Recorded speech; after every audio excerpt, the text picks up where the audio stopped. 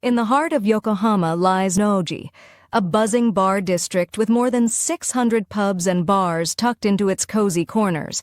And now it's making headlines for a fresh new idea that bridges language gaps and social vibes with wristbands. Because let's face it, sometimes you head out to meet new people, and sometimes you just want to unwind solo with your favorite drink. But how do you let people around you know what kind of night you're having? Enter tonight's wristband, or in Japanese, Konya no wristband. Co-created by a Japanese local and an American expat living in Yokohama, these bilingual wristbands help you set the tone for your night out. Here's how it works. Green wristband, you're here to chat. Strike up a conversation. You're in full mingle mode. Yellow wristband, you're open to talking but more focused.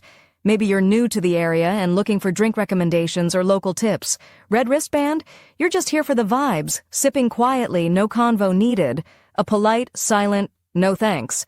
It's a simple yet genius idea, blending social cues with cultural sensitivity, all in a fun and colorful way.